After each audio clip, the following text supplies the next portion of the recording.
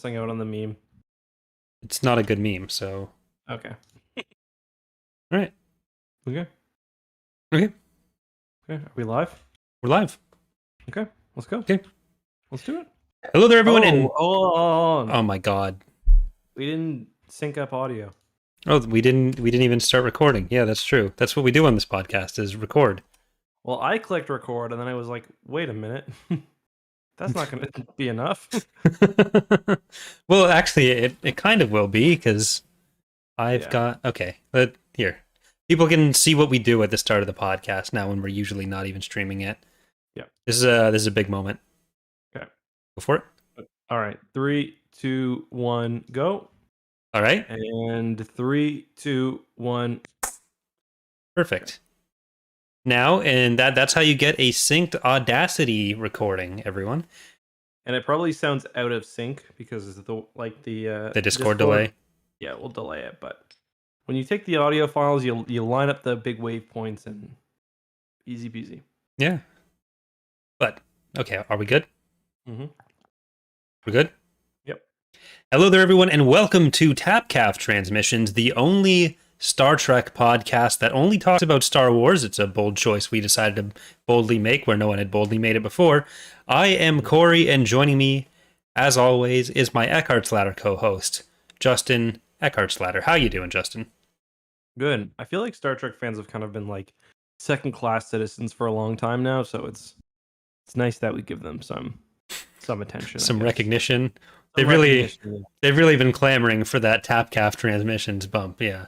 Yeah, they've just been in the shadows in the Tapcaf Umbra, but yeah, now they're out into the open. So are you saying that like sometime around 2012 they went into darkness and haven't been seen since? Yeah. In the darkness and into light flares all at once. So yeah. Tough place to be, but I'm glad they're back. So tonight our headline topic is, of course, Young Jedi Knights, The Emperor's Plague, but we have there's a bit of news we could talk about first, and anything else before we get into even that news that you wanna bring up? I mean, it's been interesting. Have you been following this Halo? So Halo Infinite was supposed to have its not really a beta. I'm a little concerned about Halo Infinite. They're supposed to have their tech alpha or whatever today, and like for me, it's a little concerning that the game was supposed to launch in December, and they're not even in beta yet. And it's supposed to come out this year. I don't know. For me, that's a little concerning. But like, I think that just really depends on specific classifications. Like, I'm not that concerned by what they said there, because yeah, it's really just about. Oh shit, that's why this is bad. It's really just about the point in development rather than the quality of any assets. There's probably just a couple things that still aren't done in certain areas, so they can't technically say beta versus alpha. But I guess the reason why I was concerned is because they've been saying it's feature complete for a long time. Yeah. Like, which if it's supposed to be feature complete, but they're still saying it's not out of beta, like to me that makes it seem like there's a lot of bits that are just kind of still hacked on. But I don't know. Who knows? Yeah. Did you watch the new gameplay they had? I did not. No. So they had a thing yesterday because the alpha was supposed to start. It's not an alpha. It's a technical preview or whatever. I guess the other thing that concerns me is like they can never ever give exact times for things. Like they can't give an exact time for when it launches. The technical preview was supposed to start today and it's gotten pushed back. And it's just like I don't know. I'm just a little worried.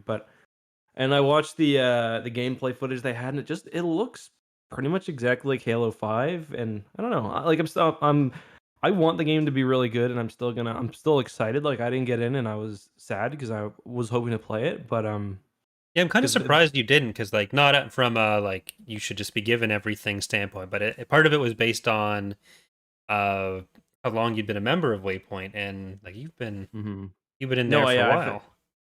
Yeah, I was also surprised because I like got the automatic invite to all the other flights. Yeah, that was the other thing. Yeah, but anyway, I kind of wish I'd had my original Xbox gamer tag, because that one would have been a Waypoint member from way back in the day. But Now it's Yeah. just a member since last week, which is not enough. Yeah. Mine is my original one. I did a name change. So it's been an Xbox member for a decade or whatever, or a decade and a half, pretty much. Yeah, Yeah. but So it yeah, is so what it'll it be is. interesting to see how that turns out. It's only a couple days, Hopefully, right? Is it the 31st that it's supposed to end, or yeah. So it's until I think it ends Sunday evening, which is that the 31st? Hmm. Yeah, or that's Saturday, Saturday or Sunday. Um, and so yeah, it's a pretty short flight. We don't know if they're gonna go right into another one afterwards. I'm not really sure, but yeah. Yeah, well, Right. we'll follow that story more as it develops. We've got Mhm. reporters in the field. Well, we don't have reporters in the field. Unless Coleslaw, do you want to be our reporter in the field out there? Yeah. Uh, but yeah, so on the Star Wars side, anything catching your eye? I don't think we've had an episode since EA Play or the announcement that there wouldn't be any Star Wars stuff at EA Play. Mm. So that might be worth touching on. Yeah, I mean, I know like there were some people, Charlie, who kind of like really built EA Play up and were expecting a lot. I think we kind of talked about it earlier. I wasn't even really Yeah, expecting a Fallen Order 2 thing. I thought it was maybe possible, but I wasn't really expecting Fallen Order 2 or anything. I was a bit surprised that we didn't get anything at the other events for Lego Star Wars. We didn't get hmm anything for that mobile game that's coming up, Hunters, Hunters. Speaking of mobile game, we've been playing Pokemon Unite. Pokemon Unite, and that's pretty fun. So I mean, if they had a game that was three quarters that fun for Star Wars, I'd be pretty Yeah, pleased, to be honest. like if they just put what was it called, the MOBA game for Star Wars that Force existed, Arena. Force Arena. I just re-released Mhm. that and say it's a Yeah, new that game game. was great. That game was great. Yeah, Force Arena, or I mean, that was like not quite a true MOBA. It was kind of like Clash Royale style, where Yeah, you like it's half MOBA, half spawning creatures. So like, I think would call it like a card game MOBA maybe. But it was super fun. But yeah, something like that would be amazing. It seems like MOBAs have been so popular for like what, a decade now. It's yeah, kind of shocking that like there hasn't been anything yet. yeah. It's such a ripe universe for making a Mhm. MOBA. Just like you Oh got the yeah, characters, you got easy. the species. Like You get yeah, the archetypes, like, yeah, this is a Wookiee brawler. This is a what are the snipers from Return of the Jedi called again? You ever see them? They're on the uh, Montel cruiser. from Return of the Jedi. Yeah, I'm what are not they sure what you're talking called? about. Return of the Jedi sniper. I think they're called like. Are they the prune face? A prune face. Prune face. Yeah, there we go. Yeah, they're called Dracelians. Look it up. Hmm. Never noticed those guys? I just don't know what you're talking about. They're like, I can't remember if you can actually see them. So they're in Return of the Jedi. I don't know if you can actually see them on Endor or just in the Home One room, but they're a bunch of these aliens that people call like Hmm. the Scout aliens or whatever, Yeah, and don't they're like how this works. Looks. yeah. I think they're I think Prune Face is probably like their nickname when the toy came out, but yeah, I think that might have been actually their toy name, in fact, but. Yeah, so I'd play the shit out of a Star Wars MOBA. I love MOBAs, Mhm, so Pokemon Unite was a natural choice for me. But mhm, if a Star Wars one came out, I would stream that mhm. probably all the time. Yeah. I just cancel Preferably everything not else I on do. Switch. Yeah. Like, Yeah, I'm really enjoying Unite. I haven't got to play it in the past couple days because I've been busy, but I still the Switch is frustrating because everything just feels a little bit janky. You you know have what I a Pro mean? controller because Sleverd started playing it, and he was saying that playing it on the Pro controller was just so much better than. I don't really have controller issues, especially since I swapped my controls around a bit. My main issue is just like I hate how, especially when you're in handheld mode, everything just feels a little sluggish. You know what I mean? Yeah, Not yeah. I as like guess it's the crispy. probably the networking more than anything. It's got Yeah, to and sit right next to your router. it is a bit better when it's in docked mode. I noticed that I think you get 60 FPS in docked and 30 Hmm. in handheld. And 30 for a MOBA, like where you're doing lots of precise actions, can be, you know. Not Yeah. amazing, but yeah. Yeah, Star so Wars MOBA it makes sense. And like that's what we kind of joked about Squadrons being a MOBA because it sort of was in a way. I yeah, mean, not really, but like it took like especially certain maps like um what was the Nadiri. shipyard? Yeah, Nadiri. Nadiri with Wow, three natural lanes and it's been a so it's been long so since. long, yeah. Yeah, it did have a lot of MOBA elements, and that's the Mhm, closest we've got to a Star Wars MOBA. mhm. But it's just you need more classes for it to really be a MOBA. But Yeah, even Pokemon Unite, they've only got 20 Pokemon out right now, or 21, because yeah. Gardevoir was just released and Blastoise is right around the corner. Mhm. And I was doing the tutorial, and apparently like Squirtle's in Yeah, there, so Squirtle's they've or had Wartortle, I think you fight. yeah. Yeah. So there's Yep. that. But thanks everyone for listening to the Pokemon Unite podcast. This has been a good first episode for us. Uh, Yeah. We talked nothing strategy, nothing specific, but just kind of generalities. So I hope you guys enjoyed that. yeah, that's how we cover Star Wars books as well. At least the Young Jedi Knights books, which we will get to it. Don't worry. Any other Star Wars news? I guess one of the big thing for this podcast is they laid out the final bits of Phase One of the High Republic, Wave Yeah, 3, Phase One, yeah. And it's not or is until it back January then? that we get Or is it another Wave One? book. Yeah, I think it's Wave 3 of Phase 1. it's kind of confusing because a phase is like how you measure parts of a wave. So it's kind of. But anyway, um, yeah. So Phase One ends in it's January, right? I think it's January where the next book's coming out. The next book, Mhm. like the full length novel, because there was just Is it another. Fall or something? Isn't that what it's called? I think so. That might be what the overall phase is called. I'd have to look it up again. Mhm. But I was expecting it to be a before then. Like I was thinking maybe November or Yeah, me something. too. But Me too. uh, I'm still looking forward to it. Like I really liked uh, Rising Storm, which I Mhm. think the podcast episode calls it Into the Storm. So that's really thrown me off. Oops. Did I Whoever do that uploaded one? that, Probably me. so I think you called it that on the podcast as well Yeah, a I think bunch. I think I did like a million times. Listen, all these Star Wars names, they kind of just I'm an old man, you know. It is what it is. But so it comes out in January, and it's Claudia Gray's novel. Yeah, So and there was just the another one of the Young Reader books released. I ain't reading it, baby. I'll watch the Star Wars explained video on it. Yeah, I've been we. thinking about picking up the younger reader novels because they're still decently Mhm. sized books and they Yeah. seem to be pretty decent as well. So Yeah, like the what's it called? I'll probably wait for softcover, but The teen novels or whatever, like yeah, those are or young adult novels, like those are usually pretty good. Like even what's it called? Lost Stars is probably you'd probably consider it like a young yeah, adult novel because it's about it's really just Alex had a pretty good video on this where he kind of talks about a young adult novel doesn't mean it's more simplistic in writing. It more just means like it kind of deals with certain themes. It's more like a genre than like yeah. anything Coming of else. Like age stories coming of generally, age, exactly. slice of life Um, coming of age. well, yeah. No, what I mean, probably not slice of life, like the opposite, because usually it's some big Well, the change. slice of life where you're coming of age.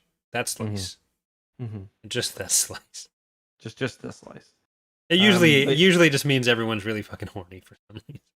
yeah, so that's what I'm expecting in book 3 of the High Republic. There's gonna be some fucking, especially by oh, Claudia what's his name? Gray, Not. Well, she's gonna be right in the fucking not Stellan Geos. What's the other guy's name? Elzer Man, Elzar Man. Yeah, yeah. He's definitely gonna bust a couple in book 3 for sure. I'd put Busta. money on it. Christ. I'd put money on it. You don't disagree though, right? No, I wouldn't say it like that. Yeah. Well, one of us is a man. The other's a man child. It's me. Um, for others, what else do we get for news? There was a lot. Like just thinking back of it. There's also going to be a High Republic comic out. I'm not super interested in that. I haven't really been following them. I've heard they're okay, but Yeah. I've never been a comic guy. Well, we've Um, also seen the news that Lesser Evil is fully edited and has zero mhm. sardonics because we got into some Oh pretty spicy yeah. Twitter drama the last Let couple me just pull weeks. that thread up. That was interesting. So we are perpetuators of this because it's correct, but the big the big kind of thing among Star Wars fans who read a lot of Thrawn stuff is that Timothy Zahn has a few words that he really likes to rely on. One of them is sardonic, and this is like one of those things where like you'll read a Thrawn novel and you'll just be like, man, like sardonic appear. I feel like this one word appeared a lot, and then like at least this was my experience. Then you look it up and it's like thousands of people have said this. Yeah. So it's not like we're just falsely spreading a meme, at least in my opinion. Yeah. But anyway, I'm trying to find the thread So here. the way it started was the editor, one of the Del Rey editors, who's pretty active on Twitter, posted about being done the books, and then he made a joke about like the perhaps or the indeed count, because that's another thing that comes up a lot. So I said, how many sardonics are there? And that's how. So is that how it started? yeah. So it was directed at me. I didn't know that. I didn't know that. He was subtweeting me. But okay. But so you got subtweeted by a Star Wars. Yeah. So then they put out the tweet saying, I didn't realize that. There's this misconception among fans that Timothy Zahn uses sardonic too much, and is that the case? And so he put up a list of how many times sardonic was used in Timothy Zahn's books, and in this is unreal. In Heir to the Empire and Dark Force Rising, it was 14 each. Then in Last Command, it's 3. In 4. Is it 4? I think it's 3 or 4. Then it drops down after that. Yeah. But so he was trying to play it off like 14 times in 2 books. Is not a lot. And I want to be clear here. This isn't meant to be like an attack on them or Timothy Zahn. Like, it's just every author has a word that they'll probably use a lot. It just happens to be sardonic for Timothy Zahn, and it was just same with fun Tom to as do well. This is just friendly banter. We don't dislike the guy or anything. Yeah. So I went through. I was bored that afternoon, and I decided to look at, because Justin replied to that tweet saying, "I bet that's more than any other Star Wars book afterwards combined." He said that's not that much, and I said, I don't know. Like that seems like a lot. Oh, here, I'll find the exact quote. I don't know. I think a dozen times in the first 2 books is definitely notable. I would bet those 28 uses are as much as all subsequent Star Wars books combined for a decade, which is what I said. And you actually, so I said for a decade, and Corey actually went way beyond that. And you looked at every, well, here, I'll just let you explain it. So I opened up my ebook reader, and I got absolutely no life. I had 2 hours free. I told you before I did it. Like, I know what I'm doing this afternoon. This man's free time is on life support. But yeah. So I opened up every ebook of every Star Wars book that takes place after Endor in Legends. Doesn't include short stories, though probably accidentally does include like Elysia, anything that was part of the other ebooks. And I Control F'd sardonic in all of them and added up the counts per just across the whole era, across each author, across each series, and it's something like 24 across 74 other Star Wars books compared to 32 in the Thrawn trilogy, 28 or across compared just to the first 28 in 2 books. Yeah. So he said, why is this an oft-repeated anecdote? Because it's true. He tried to say that it was like because people just aren't familiar with the word, but like I'd heard the word before. Like, I've seen it in other stuff. It's not. I have to Google sardonically when like. Yeah, it just shows up a lot. So that was fun, but yeah. So again, he said, oh, go for it.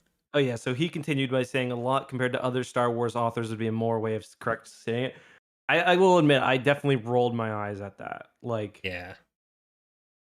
Like it doesn't come up at all in Lord of the Rings, at all in Harry Potter, like other fantasy even. Like Asimov is the other one that says it a lot, and I couldn't find a searchable version of his stuff.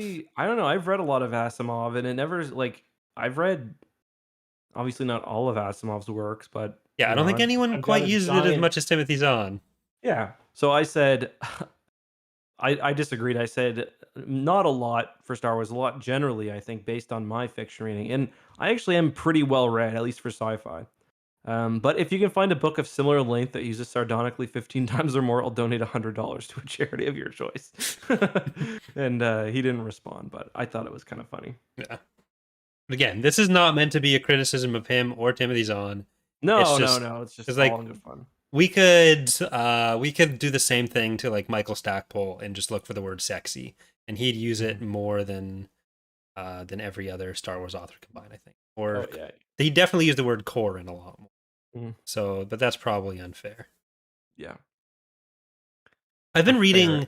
I just finished the Dark Nest trilogy. I read it in a couple days, and like Corrin and Kyle Katarn in those books are just like complete New Republic stooges. They just get their characters are pretty terrible in those books. I don't actually remember that.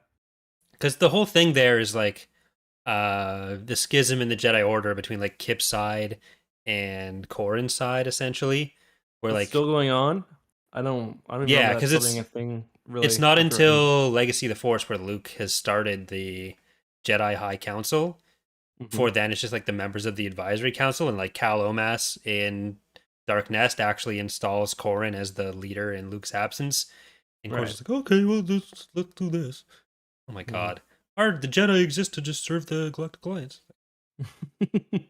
And Kyle Katarn is basically the same thing for the 3 times he shows up in a book. Yeah, and then he gets stabbed later on, which is kind of cool. But yeah. So that's fun. There's more to talk about too. There's still quite a bit of news. I mean, there's not really much to talk about for this book. That's kind of why we're spending some time just covering, because we also skipped I asked Corey if we could skip last week. To be honest, I was just feeling a little burnt out. But yeah, I guess the other big news we got would be about the casting. Do you want to talk about that? The leaked casting? We can. Thrawn and Ezra. Yeah, so maybe maybe we shouldn't, because I don't know if people would count that as like a spoiler they don't want to hear. I'll give them a little bit of warning, but I guess then they can't come back if they don't want to. Yeah, maybe we can talk about it another day. All I will say, how about we talk about it without mentioning any names? 2 actors, well, 1 actor for each character, were. I don't even really want to say the 2 characters actually, but well, didn't you just say them already? Oh, did I? Okay, so anyway, there's Thrawn and Ezra are obviously going to be in the new Star Wars shows at some point.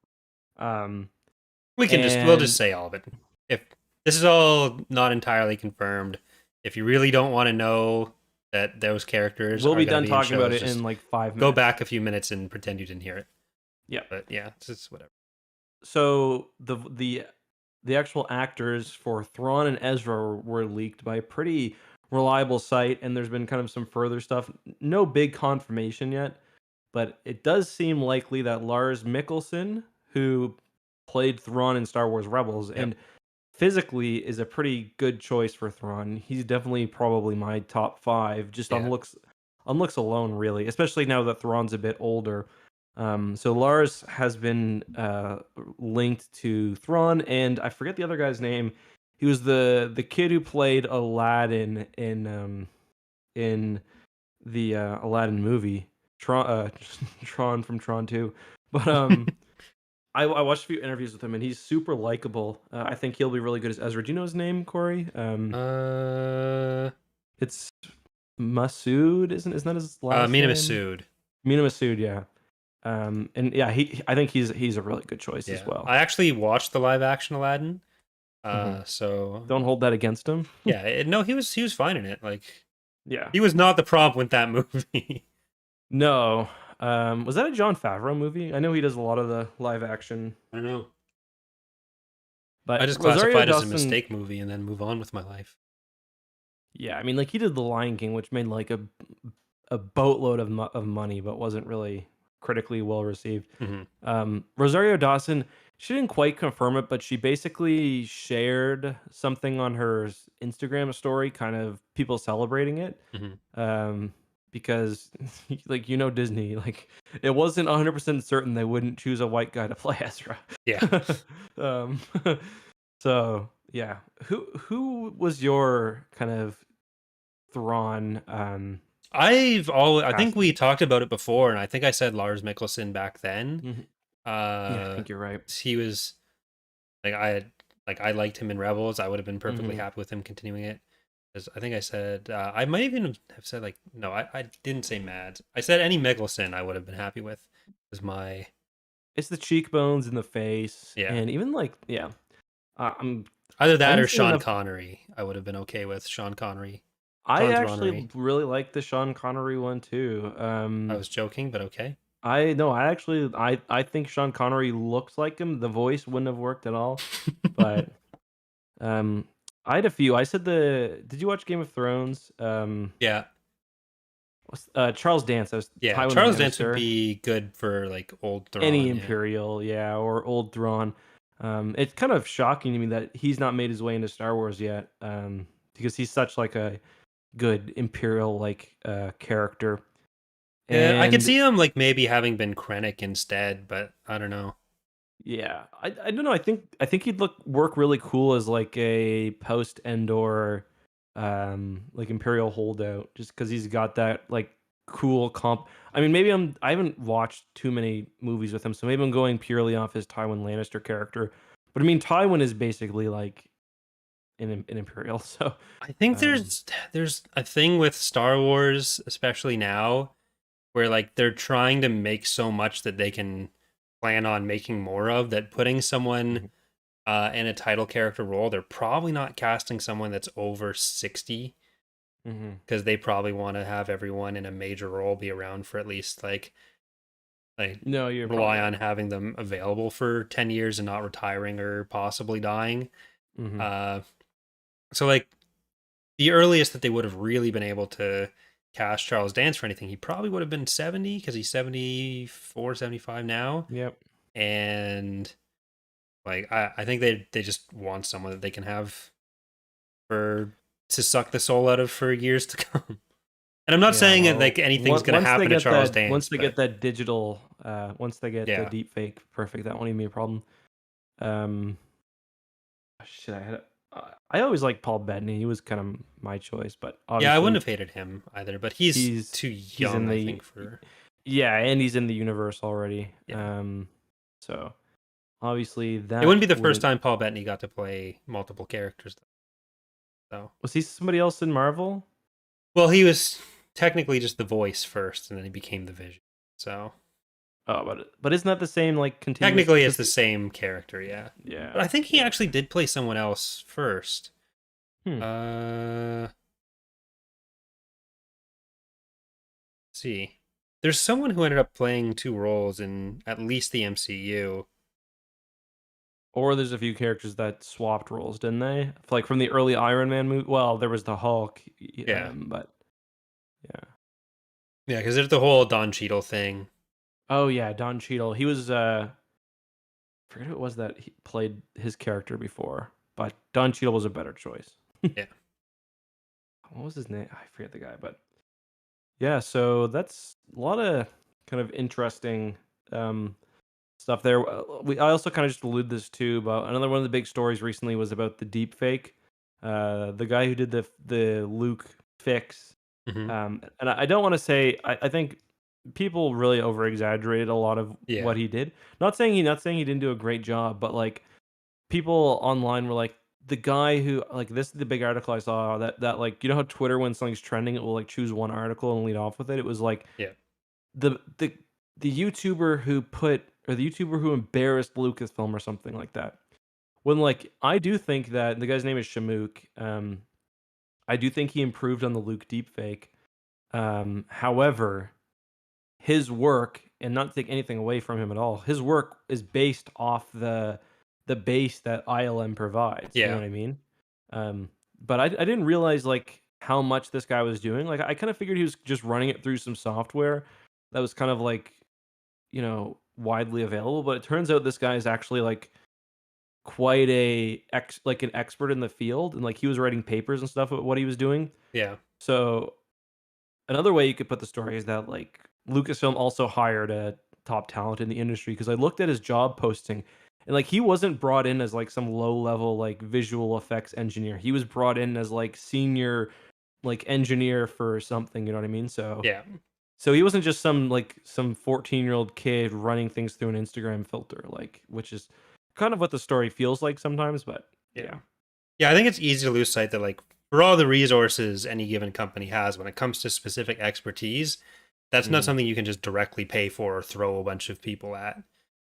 No, for sure. And I mean, especially like this where they're definitely trying to innovate like in this area and like I think Disney's really the only one who's been at least doing well, I guess not the only one because we saw it with like Jeff Bridges before, but like Disney's doing it more than anybody else. Well, it's Like easy they're to say that when Disney creating. just buys everyone. So Yeah, true. there's that element of it. Disney who puts out 40% of all movies. Yeah. As Yeah. like ILM has always been a huge innovator Yeah. in pretty much every element of movie technology, and like that's been true before. That was true with up to the Mandalorian, and now with the volume. So like people think about, oh, the job of Lucasfilm is like the entire board of directors just sits around and writes the scripts for whatever movie or book I want to Converts complain people into about, and they're like, leftists. yeah. Yeah. And it's like, no, like ILM, there's so much technical stuff behind what Disney bought with Lucasfilm that goes Hmm. way beyond any specific story narrative. Hmm. No, totally. You're right. Um, that makes sense. Any other big news we should mention? There, I had something, but it completely slipped my mind. I'm sure I'll remember before the episode ends. I think that was pretty much it. Well, actually, the Thrawn Revenge team has just been acquired by Disney. I've just found out. Are you serious? That'd be amazing. No, they sent us a cease and desist. There was Yeah. something, so there is something I do want to bring up where recently the TIE Fighter Total Conversion mod for X-Wing Alliance was released, Oh yeah. Okay. and it's really well done. But the specific thing I want to talk about is something I've seen coming up around it, where a lot of people seem to be bringing up the idea like, oh, this is just going to get shut down. Why are people talking about this? It's just going to get draw more attention to it. But like Lucasfilm has always been perfectly fine with mods, and like Empire at War got the patches it did recently because Petrolift, the developers of Empire at War, worked with Disney and got the patches out for that. Like mods have never been a thing that gets shut down. And even though this is like recreating TIE fighter missions in a newer game, it's still a Mhm. mod. Like it was I don't think it's ever been at risk for that. So Yeah. this is a mod that recreates the original 1994 TIE fighter storyline in the 1999 game X-Wing Alliance, which is has another mod called X-Wing Alliance Upgrade Project, which modernizes it a lot for anyone who's not seen any of that. Yeah. But like the other KOTOR remake, Project Aperon, got shut down. The Battlefield or Battlefront 3 thing There's a got Rogue shut Squadron one as down. well. Yeah, like standalone remakes of games do tend to get shut down, or standalone fan games do tend to get shut down. But mods have never really been a problem. And I think people point to Aperon as being the KOTOR one as being a mod, but that was never the case. It was a Mhm. standalone game that was potentially going to look for files to see that you had KOTOR installed, which was it's not a mod. No. And I mean, part of it too is like it's basically the question, and this is kind of the crux of a lot of copyright law. Like, are you making something that could possibly replace something that we might put out? So, like for example, we covered this on X2. You see people making little remakes of elements of Dark Forces, for example, where they will remake a level from Dark Forces. Where you really see Disney and Lucasfilm step in is where someone's like, I'm going to remake this entire game because, Yeah. you know, that's where you're starting to perhaps take money off Disney's table. Yeah. Um, That's and more that's more a question of like when they're likely to step in. Technically they'd have the right to shut down any mods they wanted or any oh fan yeah, games. yeah, absolutely. And like probably our jobs wouldn't exist if they didn't want them to. Mhm. Because the vast majority of what we do isn't like it doesn't fall under fair use. It falls under what do they think is worthwhile to allow to happen for PR for the company. Are Because you there's talking a about legal modding? Modding, and also just a lot of what happens with lore videos and stuff. Like even just throwing up the images we use a lot of the Yeah, times, that would be of like if someone really wanted to pursue it, probably not legal. Like they'd probably end up winning. But you could argue it, but yeah. yeah, like Disney is absolutely terrible for copyright law. But Hmm. usually with fan projects, when they acquire companies, they continue the policies that the companies they've bought have uh, brought up. And Lucasfilm has pretty much always been really good about fan projects. Hmm. So, so like mods have never been a problem. Standalone games have been a problem, but like generally when stories have come out about like Star Wars stuff getting shut down before, it's something to do with music that's been the real problem because Sony controls that, and Sony is much worse than Lucasfilms. Like, yeah, Disney's the reason that American copyright law is absolute trash, but Hmm. Lucasfilm isn't, and Lucasfilm has largely been allowed to continue how they always have. Yeah. No, you're right. I will say when it comes to videos, the ones that would really get hit like struck down the most and that you probably couldn't even argue are the ones where um it's just like the comics. Like a new comic comes out and all the, a lot of the big Star Wars channels will basically summarize it with pictures. Yeah. Like those would be gone pretty much instantly because they're not transformative. They're a replacement for buying the comic. Like I think the videos you do, for example, like a lot of them, like I don't think you'd have much art to argue against it. Yeah. Or I think you could argue it because even though you're operating their universe, it's basically a it's a criticism of it or a commentary on it. But yeah, I agree with what you say about fan films too. Like so, like I did my one Battle of the Dreadnoughts, and I monetized it, and I know people were aware that it existed because I'm almost certain that Disney is aware of any Star Wars video that comes out that gets over 2 million views. Um, it's like where you start to run into problems is when you start to use Star Wars music or when you start to, use a certain amount of footage that they don't think is kosher. Like they've always been cool about letting people work in their universe. And they even will have um they used to. I don't know if they've done too many since Disney purchased Lucasfilm, but they even used to do film competitions, fan film Yeah. competitions where they would provide blaster sound effects, which you can use. You probably couldn't monetize those, but it's pretty cool. Yeah. Like there was a thing long before the buyout where for one I think it was for one of those competitions or it was just a YouTube video that someone put themselves up playing the Imperial March or something, like their own performance of it, and that person got invited out to Skywalker Ranch to meet with like Hmm. George Lucas invited them, Hmm. and then Sony tried to turn it into an issue because it was their music. Hmm. So like that's always been the biggest sticking point with Star Wars. Yeah, yeah. No, and that's the thing about the music too. It's like the music, like when a big film, especially like Star Wars back in the day, which you know it was distributed by Fox, produced by Lucas, or I don't know all the details, but then you have the music distribution rights to one company or two companies. So it's like if if before the Disney buyout, if I were to put three videos out and one had some episode four content, I would know that okay, Fox used to be before they were purchased by Disney. They used to be much more strict with how much content you could use. So I knew at like 20 seconds if I went any longer, I'd get auto flagged. Whereas Yeah. any of the other Star Wars movies, I was fine for 30. But you also kind of know that you can't use even 5 seconds of music because like the people that own the rights, the distribution rights to the music, they'll claim you right away. So I think that's probably a good comparison. Yeah. So short version, TIE Fighter Remastered is a mod. There's no reason to believe it would get shut down based Hmm. on all the history of every other mod. It's not a standalone game. It's not like Apron. It's not getting shut down. Yep. But Yeah, yeah, and it's not in their interest to either because yeah. there's going to be people who are going to buy X-wing Alliance, just like there are Well, people who buy. yeah. Like Halo used to be a much worse thing where anything Halo used to get shut down, mods included. You couldn't Mhm. do anything in Till I got their whatever it's called, the game usage rules or whatever. Yeah, and a big part of that was like Red versus Blue working with them so much, and Rooster Teeth kind of paving the way for cooperation with Microsoft on fan creations for that kind of stuff.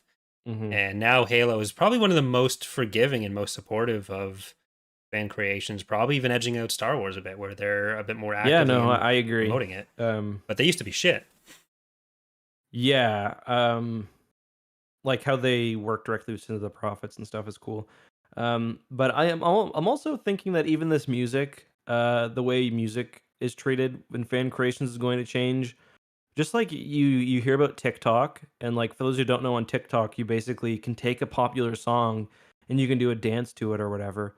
And people are realizing that the songs that become popular on TikTok, like you can read articles about it, they're basically guaranteed to Yeah. chart. Um, so I think that that platform has probably shown a lot of these kind of, you know, ancient dinosaurs that like it's good for people to be consuming your music, especially now where people don't have to buy albums. Most people have Spotify now anyway. And yeah, artists do get paid for playback, but like I think people are realizing that, not to be one of those, oh, exposure, whatever, but I think people are realizing that some degree of, you know, having people use your music is probably a good thing. Yeah. Like at the end of the day, it comes down to like shifting attitudes among the rights holders on what's worth letting people do. Hmm. And like Nintendo is another good example of this, where they have to be dragged like Mm. feet first into just like let's plays have always like a lot of companies realized 10 years ago it's good to let let's plays happen because Now they'll they pay people show through exposure. Twitch Yeah. pennies. And Yeah. a lot of like game marketing or game company marketing departments would say if you're not including YouTubers in your marketing strategy, you're an idiot at this point. Whereas Nintendo, as recently as like 4 or 5 years ago, if you were Hmm. going to do a Nintendo game, including like Pokemon, which is kind of it's not even necessarily first party Nintendo, but you would have to sign over 50% of your revenue for the entire channel to Nintendo. It was Hmm. ridiculous. And there was still limits on what you could do. But Yeah, which is dumb. It's like, yeah, that's a great comparison where it's like, eh, the more it kind of, it's like they're starting to get it with movies. Star Wars gets it. Like it's good. Not saying that Star Wars needs YouTubers to survive, because it no, 1000% doesn't. It's the other way around. That most people being realize it's free said, advertising. yes, and like especially when it comes to like people have bought comics because you or I have talked about them, um, or you know, it's exposure, and you know that's what these big people need, especially in, you know, current year where everything is available. It's not like you've got one movie at the theater you can see and it's Star Wars. It's like, yeah, you can go to the movie theater and watch Star Wars, or you can stream this fucking indie film that's released for free. And you know what I mean? Yeah. But yeah, should we talk about this book for like 5 minutes? Yeah, they end the diversity lines, blow up the storehouse. Thanks for coming, everyone. Yeah, so this book was. You said you disliked. Did you say you disliked it It's not to that I me dislike before? it. It's just it's definitely not my favorite of Mm. the ones we've done. It almost feels like it could have been a chapter at the end of the last one for how much actually ends up It was happening. very There were a few plot good parts, but movie. Um, like it had a lot of plot to move. And that's kind of all it was. It was just a lot of action, and the action's always kind of the weakest part of these books, in my opinion. yeah. Well, like I haven't been a big fan of Zek and Raynar as characters, and I've generally felt the Zek stuff, other than when he was at the Shadow Academy, actually kind of detracted from the more recent Hmm. books. And especially when I'm reading this at the same time as having just finished Dark Nest Crisis. I don't even really like Zek in those. I like Raynar in those. I think kind of what happens to him is a lot more interesting. Hmm. But the books, the last one and even this one have become uh a lot more just about Zek and Raynar, and Hmm. I think it kind of suffers from that.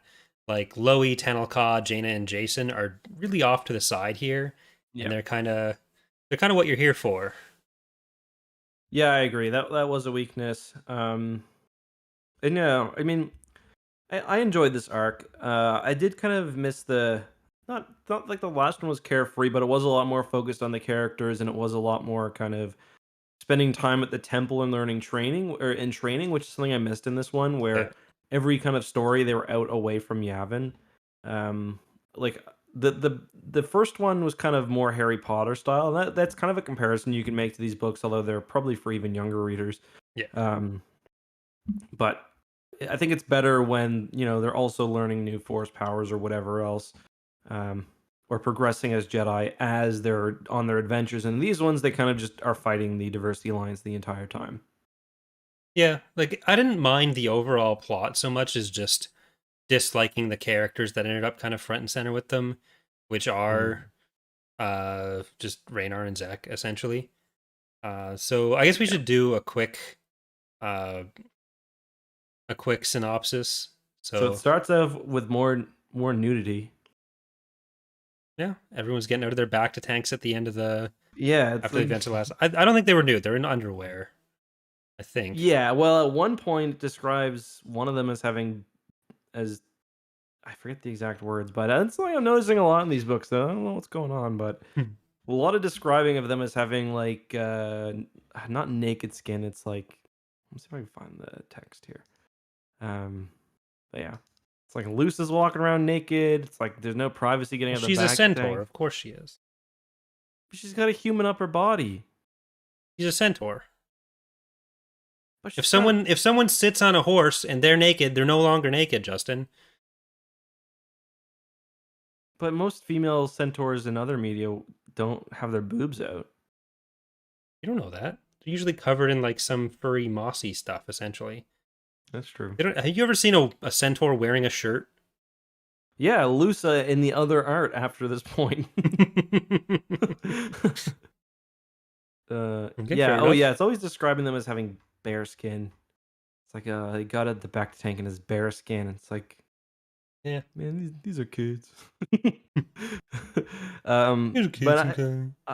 I do think they're kind of enjoying or they're kind of doing a good job progressing like the romance. Although, so the big takeaway from this is we finally get the Tenelcod Jason Smoocherino at the end. Yeah, and there was they didn't do anything in the book. Jason and Tenelka Mm, basically weren't in the book until that point.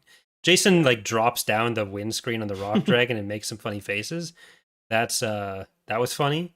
But other than that, like Jason gets maybe one line, Jaina gets a couple, and it's Mm, mostly telling Zach to like not tell her what to do, which mhm. good for you, Jaina. Zach, you're kind of a sanctimonious prick now. But Yeah, yeah. And Zek now will be back joining the Jedi Temple as well. So the plot of this book basically is that they find Raynar's father. He dies at the end of the book, but he leads them to the Emperor's storehouse. They try to go in and blow it up, but of course the Diversity Alliance follows them.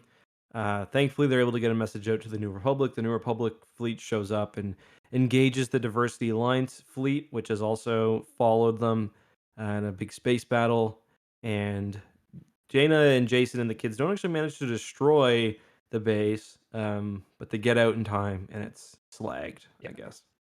And Nola Tarcona, of course, is exposed to the virus while she's in there because it turns out the Emperor's storehouse not only houses this specific anti-human virus, but is basically also possessing viruses for pretty much every species in the galaxy. Yeah, I think it even has a sample of the Krytos virus.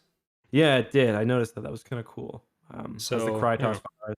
So There's also so at the start of the book, Jaina, Jason, and Lusa and all of them are giving a talk in the New Republic Senate. They're testifying that the Diversity Alliance on Ryloth is doing some pretty not epic stuff. They're engaging mhm. in slavery at the Rill mines. They are violently assaulting people, holding people against Just their not will. epic. Like we don't Yeah. need a good. Yeah, yeah. It's just not good stuff. And some of the senators were like, "Well, actually, it sounds like you violated their local laws, and you States' got a rights. yeah, you got a punishment, and then you broke out before your punishment was done." Like these kids are 14. I think there's usually I don't know. It's not a Yeah. very centralized state, so who knows how the No. local justice systems are actually carried out? But Barbaric. Barbaric. Yeah. I agree. So I guess you didn't really say anything to agree with, but yeah, that's a good summary. they did they did do Yeah, I agree. that. That was It, part of the it book. it do be like that. Well, we should talk about how the Diversity Alliance was able to cover this up, because like when the UN investigators got there, they just did this thing that I think other states should try in the real world, where they just took them somewhere else on a guided tour. And then they finally were like, okay, that's fine. Let's go maybe inside your facilities and see where stuff might be going wrong. And the Diversity Alliance tries the age old, tried and true, slap a different label on it on the boxes, and that's how you get past any weapons inspectors. Yeah, including a Jedi Master, but So although it does Sierra, fool him, it's only really Lusa that knows. it's Sierra that actually is Sierra, like, sorry, I'm yeah, gonna punch Base through this Sierra. box and there's weapons in it. Yeah. So I mean, yeah, Luke was just happy to see them load up all these medical supplies, going to an undisclosed location, and Yeah. like, oh no, we don't. I know this is an investigation, but we don't need to look in those boxes. It says medical supplies on it. Yeah, I Well, believe Luke says it is what it is and was ready to leave. well, girls, it do be like that. I don't Yeah. know. What do you think about Zek as a character from here on out, though? Like, I feel like he ends up in kind of an arrested development situation where his defining character traits are solely being upset that he used to be a Dark Jedi for two young reader books where he doesn't really do any damage, and then he's in love with Jaina forever. Like, there's nothing else that happens, and Kip Durin steals all of his potential plot points. You're missing one. He's got He does long fuck a hair. bug. Oh, that's true. Yeah. Well, that's countered in Kip Durin stealing all of his plot points. Fair enough. Yeah, I mean, but I don't know. I don't mind that because I think it's better than Star Wars characters feeling like they're just different characters with the same name, which definitely happens sometimes. Different character. Yeah, it's good that he's consistent, I guess, but he Mhm. kind of sucks consistently. So is that better? Yeah, I think so. I think it's better than like Kyle Katarn is a character where like sometimes it feels like it's a character they just named Kyle Katarn. You know what I Yeah. mean? That's almost Um, every book he shows up in. mhm. He's not Kyle Katarn anymore in any identifiable way. Yeah. So I'm happy that he at least has a kind of continuous story. Ooh, I did notice something else in Darkness that's not even slightly relevant here. But Hit me. well, I guess it is because Jedi Academy, but there was a mention in either Dark Nest or at the end of the Yuzon Vong War where they talk about how Corran had taken an apprentice that no one else had met. Hmm. And it's Raltheron, the guy who gets name dropped and sounds like an audio bug in Jedi Academy when they're like assigning Oh, the Padawans. Because I always wondered okay. what that name was and if that character ever existed or was cared about again. But it does come up again. Raltheron gets a name drop. Hmm. Good for him. I don't. I completely forgot about that. That's like in after the first level, right? Like Yeah, after you when get you're all into the when you're all standing after you in get in. the because like Luke's saying we're gonna pair up the Jedi Mhm. before Jaden and Rosh get assigned to Kyle. He says Corran, Ralph, and it's I always Yeah, thought yeah, it was yeah. an audio bug, but Hmm. it's the guy's intended name, and he comes up. So it sounds like you might have some Wikipedia editing to do. Is he not? Is Raltheron not on I don't Wikipedia? know. I mean, Hold not on, sure. I didn't even think to check. But usually I just go and check it sardonically. Oh, he's got a Wikipedia page. Here we go. I'm gonna play it. You probably won't be able to hear it, Okay. but So, Raltheron, you will be assigned to Master Horn. so Raltheron, you will be assigned to Master Horn. That's my Jedi Academy, Luca. I hope you all enjoy it. Oh man, there's a scene in Jedi Academy after your character gets like knocked out where it's just Kyle Katarn's hand, like he's standing over you and he leans down and he's just like, and all you can see is him, his face like swooping in towards you, and it's like the last thing you'd ever see before like your fucking organs are gone, before you lose a kidney. I gotta see if I can find it. We'll look at it. We'll look at it after. But anything else you want to talk about this book? We should. Are we gonna skip questions? Or are we gonna try to get some questions? Yeah, like we see the end of the Diversity Alliance. Raba does make a choice at the end that she's gonna take Sort of. She's going to take Nola away, and she's kind of upset about the fact that Nola was willing to kill all the people. She So doesn't really get with it though, does she? Like, I think she does. She kind of deprograms herself, and not as Oh, much, wow. but she's got some room to grow, which is why I'm glad she shows up in future books to talk about her choice. And oh wait, no, she's Oh, gone yeah, no, forever. she's gone. She tells Chloe, "I'll find you," and then guess what she doesn't do? She crashes when she's trying to leave that planet that she buries Enola on. Yeah. Yeah. So does she come up again? I think she gets mentioned. Nope. Yeah, she's mentioned in Trouble on Cloud City, and she does not, in fact, find Loey.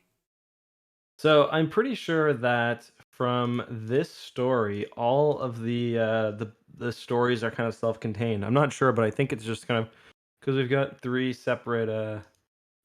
Yeah. Oh, by the way, let me send you something on Discord so you can see that. I just found the clip. I was looking while you were here.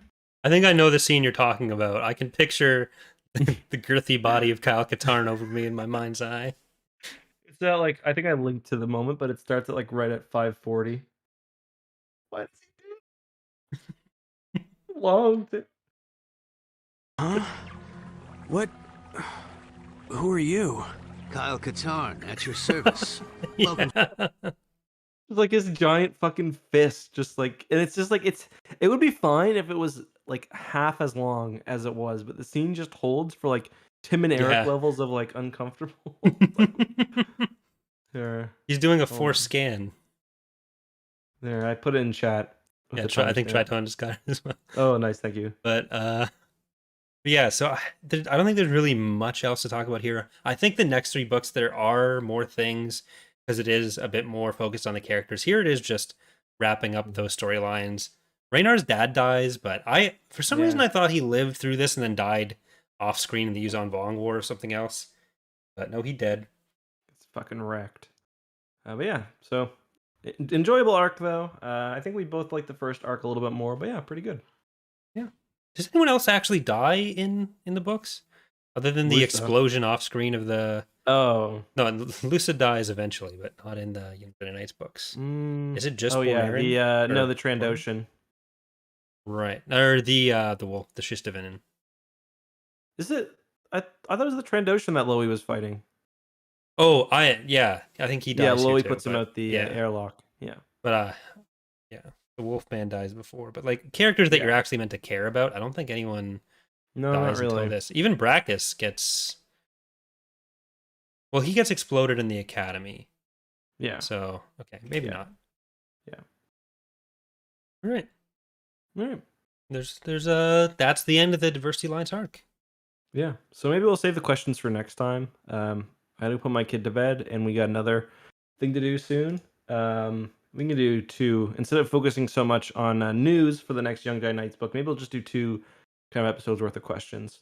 Yeah, we'll do we won't do the news, we'll just do Young Jedi Knights and questions. We'll talk about Young Jedi Knights at the start of the podcast. I feel like some of the negative reviews for this one will be from us doing the I'll book title later. it differently. That's fine. Yeah. But yeah, so that is going to do it for the episode tonight. There was something else I was going to say, and I'm trying to delay. Well, Next I try to episode remember we it. are doing. That's the thing. Black Fleet Crisis Before the Yep. Storm. Mm-hmm. That'll be next Thursday. Be there or be a Dornian gunship. Ooh, don't want to be that. I guess.